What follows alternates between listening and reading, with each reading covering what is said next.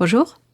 If, like me, you like a nice creative project and adding your own personal touch to your books and make them truly yours and unique without breaking the bank or needing fancy cutting machine or tools, then this mini-series is made for you.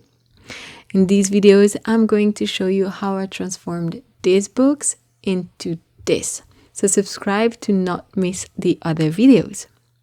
In the last video, I showed you how to create those beautiful sprayed edges. And in this one, I'm going to make a faux leather hardcover from scratch to replace the original paperback. As I'm still a beginner, I made a few mistakes along the way. And of course, I'm going to explain what I would have done differently to avoid it. So this is not so much a how-to as it is a how not to video. The mistakes I made prevent me from opening my book properly now, but it is still kind of usable and I do think the result is not that bad. Okay, let's go. To make these hardcovers from scratch, I used my Empyrean book series that I'm rebinding, cardboard, which was actually my first mistake. I used a 3mm thick cardboard, which is way too much. It is better to stay between 1mm, 1mm1/2, and 2mm. You'll also need an X-Acto knife and metal ruler, glue. I actually used another one than this one because I found it quite difficult to work with this one. A flat brush to apply the glue, paper, faux leather. I bought mine from Amazon and I think it's supposed to be for chairs and furniture mostly.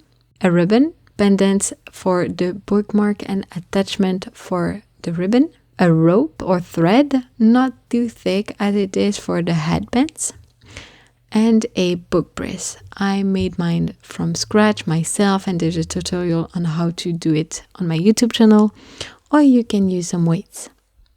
And of course you can find the links to what I'm using in the description of the video.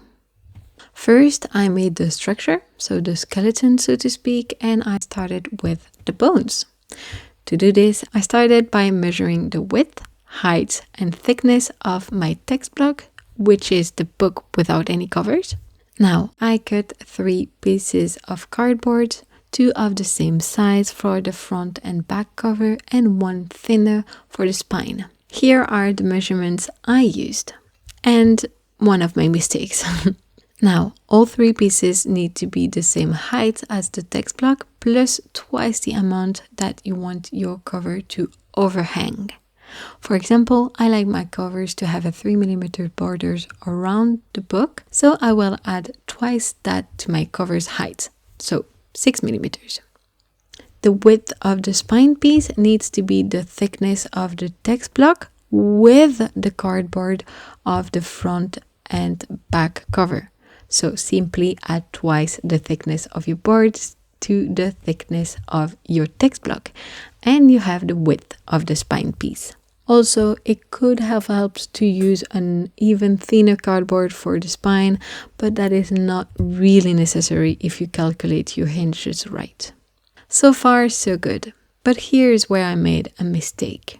I made the cover pieces the same width as the text block, thinking the overhang would be created by the hinges. And that would have worked if I didn't use such thick cardboard and fabric. But because I did, I needed to make my hinges thicker, bigger, to regain some flexibility. I'll explain why when I'll tell you all about the hinges and how to calculate them, but I should have removed 7mm from the width of the cover pieces. So here are the measurements I used and here are the ones I should have used. Now that I have my 3 pieces, it is time to assemble them to get the final cover structure or skeleton. For that, I glued a piece of paper to the spine piece, then flipped it over and cut the excess paper off. Then I creased the paper against the edge of the spine. And I should have stopped there and not tried to glue the edge of the cardboard to the paper. Then I glued the front and back covers to the paper, leaving a gap with the spine, and these gaps are actually the hinge gaps. So here is how you calculate hinge gaps.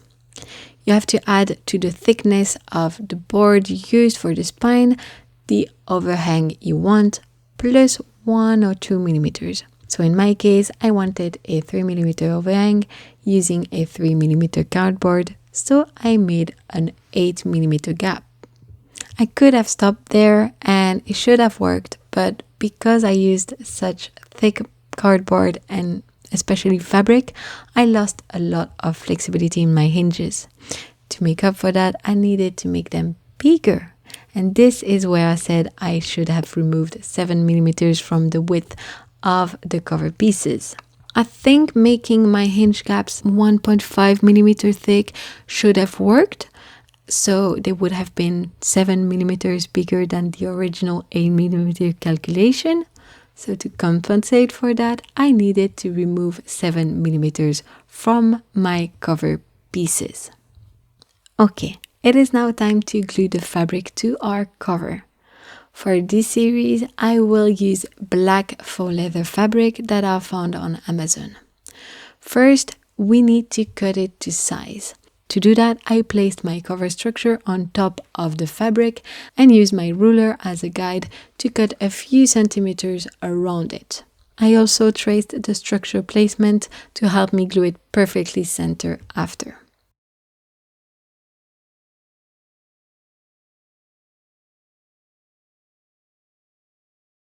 Next, I applied the glue all over the first cover on the side without the paper and glued it to the fabric. Then I flipped it over and smoothed out the surface. And I repeated the same step for the spine and the other cover, making sure to push the fabric into the hinge gap.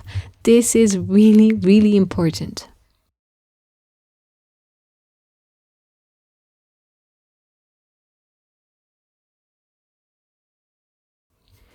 After that, I cut the corners at a 45 degrees angles, leaving a little bit more than the thickness of the board from the corner. I then applied glue to the edge and flipped the cover onto the overhanging fabric rather than the other way around. This helped a lot and made the process much faster. Then I did the same for the opposite side. And after that, I did the same for the sides, tucking in the corners as much as possible for a cleaner result. Because the faux leather is hard to work with and doesn't want to stay in place when the glue is not dry yet, I had to press the cover on the weights for them to dry the right way. While it dried, to make my books extra special, I added bookmarks with ribbon and an engraved pendant at the end. So here's how I did it. I cut a piece of ribbon of the height of the book plus the length I wanted the pendant to overhang and added 3 centimeters to that. The best practice is to burn the ends to prevent fraying. Then I attached the pendant to one end of the ribbon using the clamp.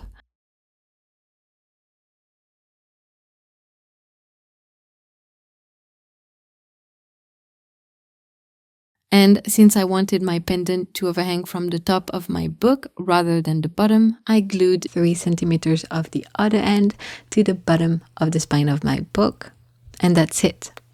For the more curious, I made my pendant using my M1 laser engraver from Xtool, and I engraved the dragon that appears in the middle of each cover for each book. One other step that is optional but I think adds a lot of oomph to your book is to make headbands.